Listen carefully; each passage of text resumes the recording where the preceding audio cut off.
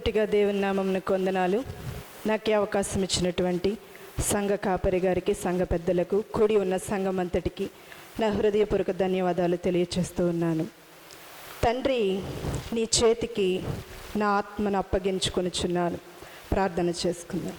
అత్యంత కృప కలిగిన మా తండ్రి, పరలోకపు దేవా, నిన్న నేడు ఒకే రీతిగా ఉన్న ఘనమైన దేవా, నీ నామమునకు వందనాలు, స్తోత్రాలు, స్తుతులు తండ్రి.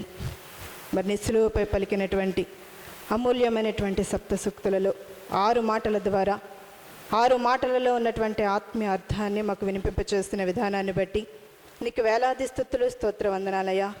7వ మాటగా ధ్యానించబోతూ ఉంటుండగా నాయన, నీ సిలువపై ఏ ఉద్దేశంతో, ఏ ఆత్మీయ అర్థముతో మాతో మాట్లాడావో ఆ అర్థాన్ని ప్రభువా గ్రహించగలిగే స్థితిలోనికి మమ్మల్ని నడిపించమని, ప్రభువా నాకు నిరంతర ఆత్మను దయచేసి నా ద్వారా నా నోటికి బోరగా ఉండి నాతో, మాతో, మా అందరితో మాట్లాడమని ప్రభు అయిన యేసుక్రీస్తు నామమున మిక్కిలి వినయంతో బ్రతిమాలి వేడుకుంటున్నాను మా తండ్రి, ఆమేన్.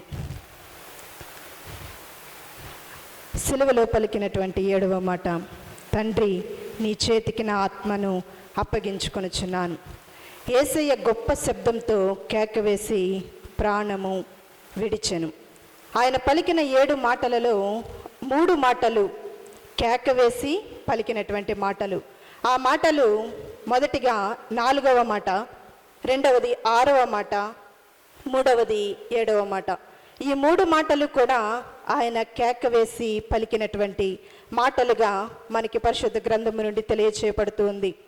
యేసు ప్రభువారు సిలువపై మరణించినది సాయంకాలము 3 గంటల సమయము.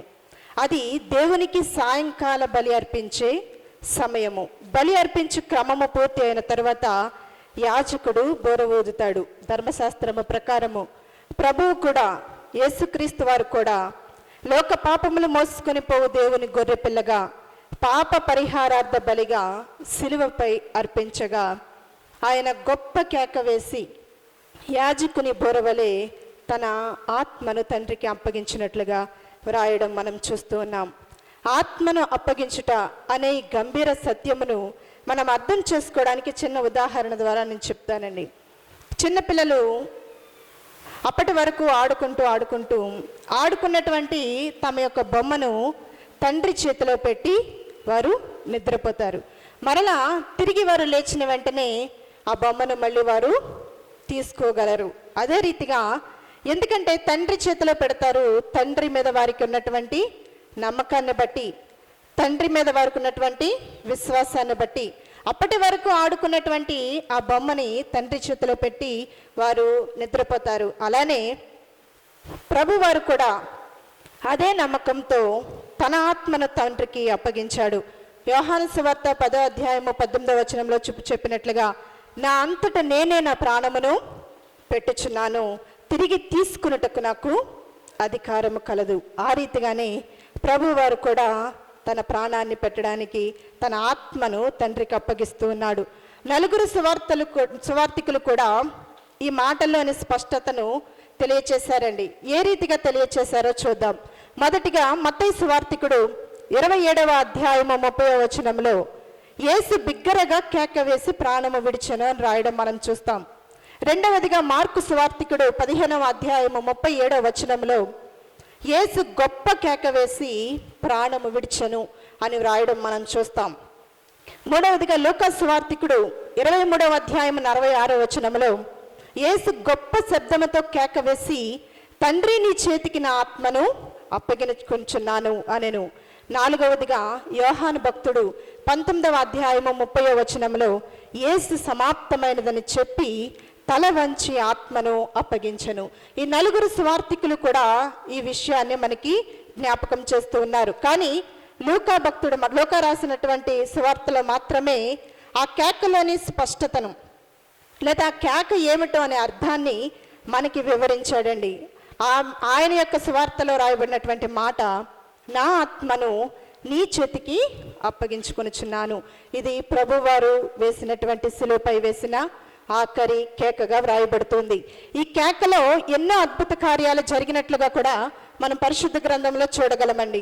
ప్రభువారు ఈ కేక వేసినప్పుడు మత్తయి సువార్త 27వ అధ్యాయము 50 నుంచి 54 వచనాల్లో చూస్తే అక్కడ ఈ కేక వేసిన తర్వాత ఆయన తన ఆత్మను తండ్రికి అప్పగించిన తర్వాత దేవాలయపు తెర పైనుండి క్రింద వరకు రెండుగా చినిగినట్లుగా, భూమి వణకెను, బండలు బద్దలాయను, సమాధులు తెరవబడను, నిద్రించిన అనేక మంది పరిశుద్ధులు శరీరములు లేచెను.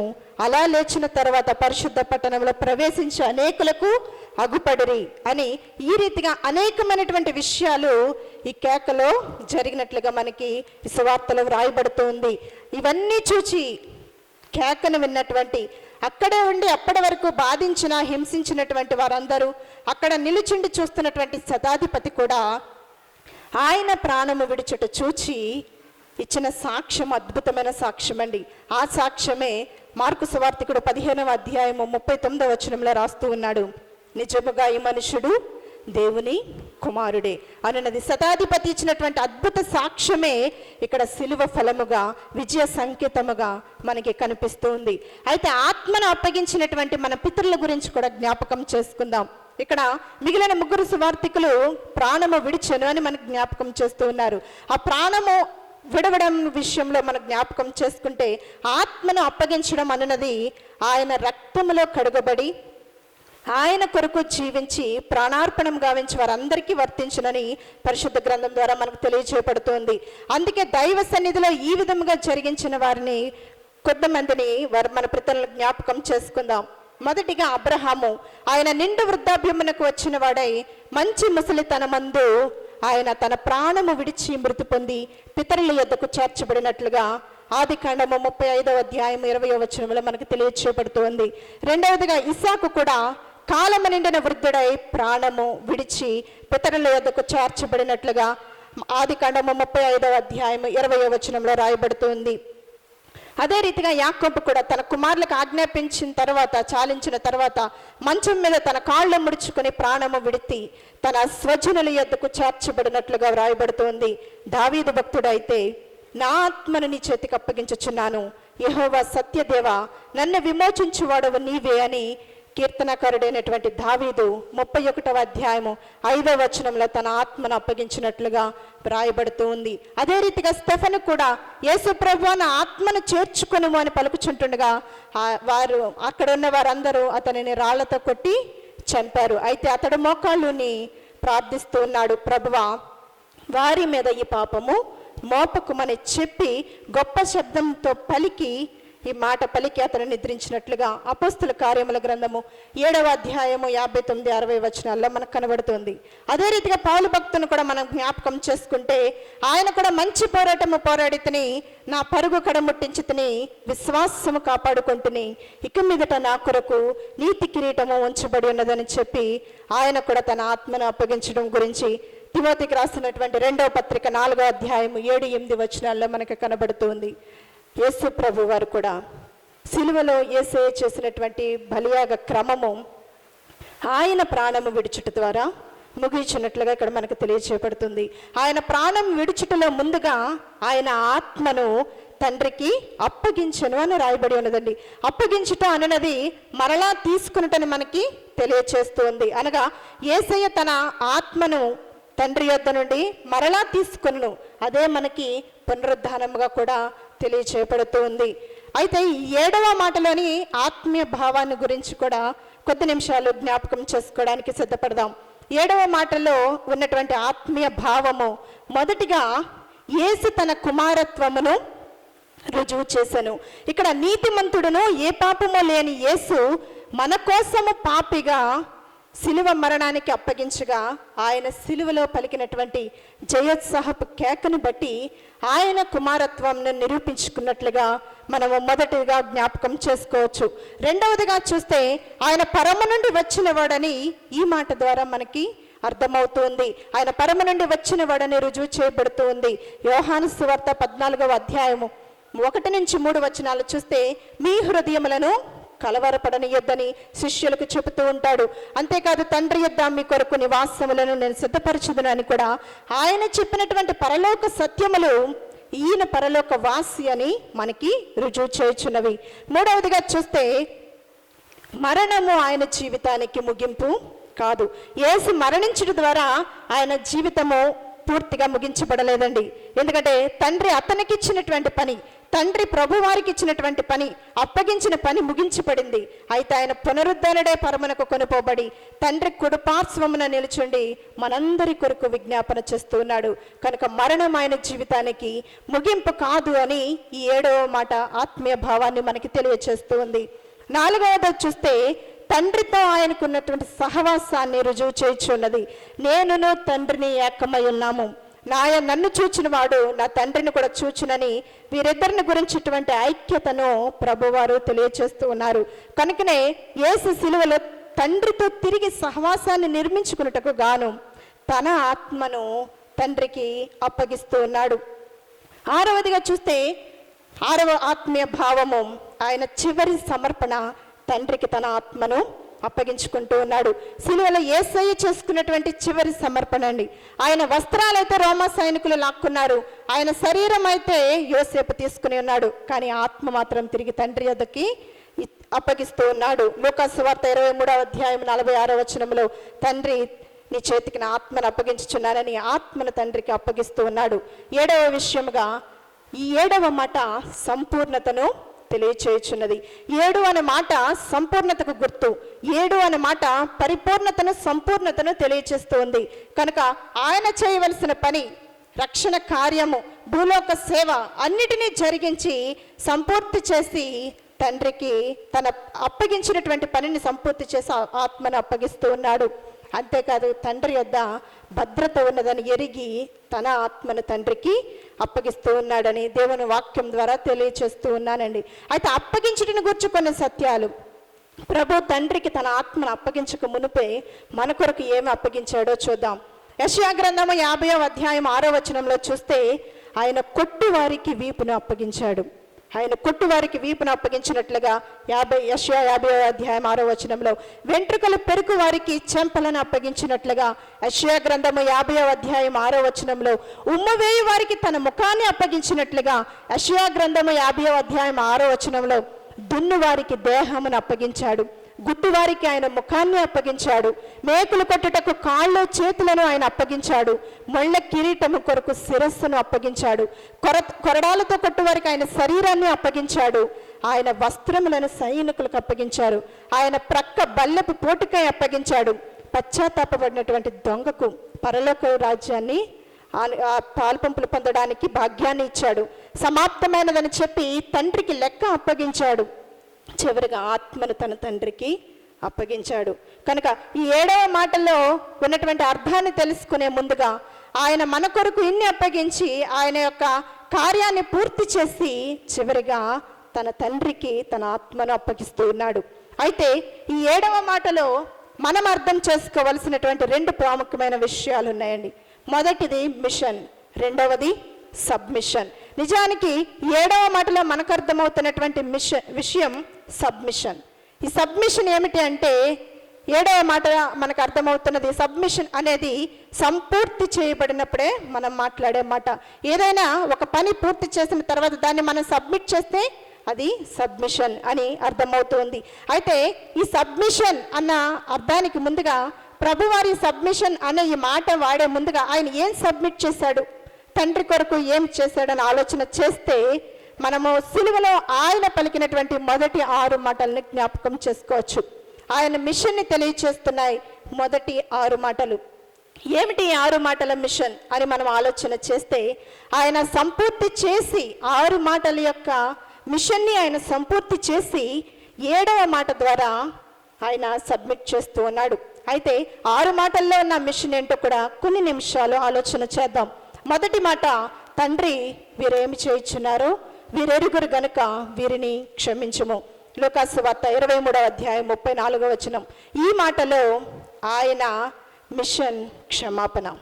ఆయన రక్తము ద్వారా మాత్రమే మనకి క్షమాపణ.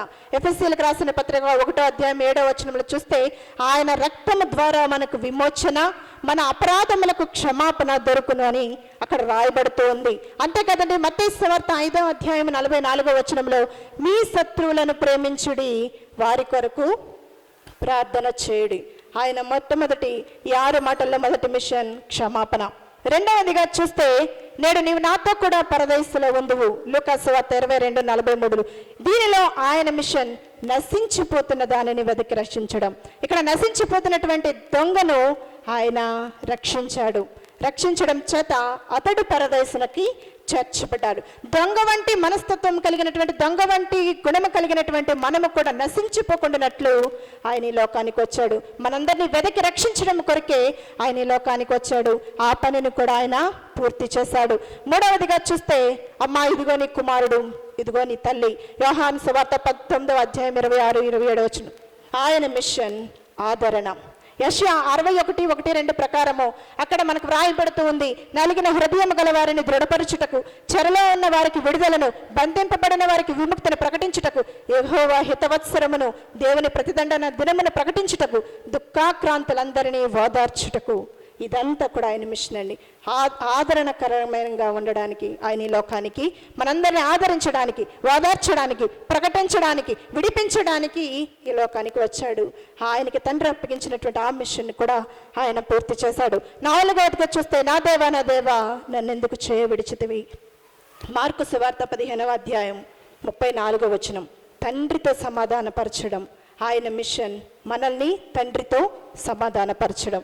ఇక్కడ మనల్ని తండ్రితో సమాధానపరచడం కొరకు ఆయన తన తండ్రి చేతిని విడిచినట్లుగా రాయబడుతోంది. ఎఫెసీ 2:16-18 ప్రకారం తండ్రితో సమాధానపరచడమే ఆయన యొక్క మిషన్గా మనకి ఇక్కడ జ్ఞాపకం చేయబడుతోంది.